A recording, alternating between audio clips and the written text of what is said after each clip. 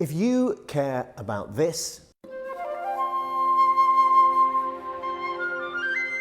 here is what to look out for in this election.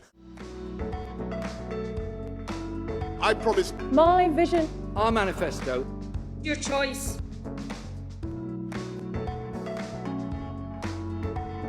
I'll be covering all the big issues: climate change, the nature crisis, air pollution, plastics. Let's start with plastics. It's vile, it's horrid.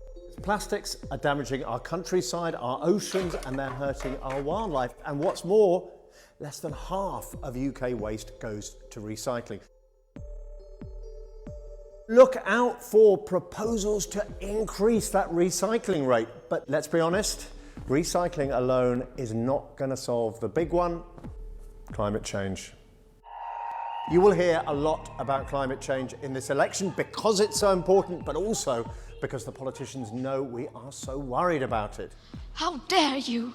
We know the science. Greenhouse gas emissions like carbon dioxide are warming our atmosphere. It means we're seeing more extreme weather events more often. The scientists say that we can keep global warming below 1.5 degrees centigrade, but to do that, we have to cut carbon emissions by 45% by 2030. And at the moment, we are way, off track.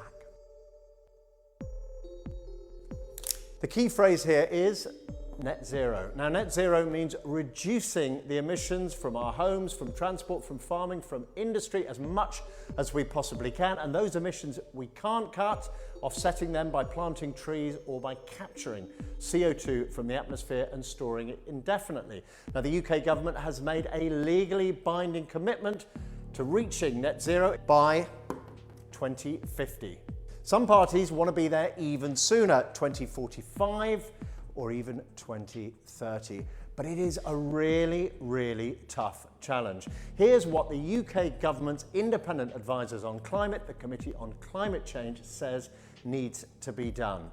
30 million homes need to be made more energy efficient. Subsidies on fossil fuels need to be phased out. Taxes on renewable energy need to be cut.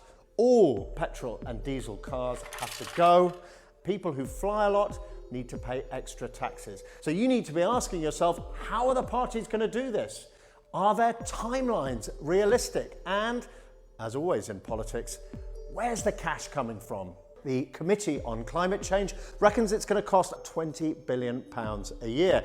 But it also says we're going to need loads of money from the private sector as well. So scrutinise the manifestos for evidence of how they're going to call that forth. One other thing, the UK is hosting a crucial UN climate change conference in Glasgow next year. It is worth asking yourself who you want the country to be represented by during that. Next up, nature. A lot of people say they love nature, but nature is in crisis. Around the world, 1 million species are threatened with extinction. More than a quarter of British mammals are set to be wiped out. What policies have they got to protect our wildlife, and what pressure will they be putting on other countries to be more responsible? And I've got to bring in the B word here, yes, Brexit, because the EU sets environmental standards in the UK and subsidises our farms. So if you're voting for a party that wants to leave the EU, you should be asking what environmental rules they're planning to bring in. You can't see it, but air pollution is a big issue and is reckoned to contribute to thousands of deaths every year. More than 40 of our towns and cities are at or have exceeded air pollution limits. What to look out for? A lot of the policies to tackle climate change will also tackle air pollution, but you may want to look out for specific policies. For example, do they have a clean air bill? And there is so much more we could talk about. Fracking, soil degradation, deforestation, agricultural pollution. It is not easy trying to save the world, but the environment has never been a more important issue than at this general election.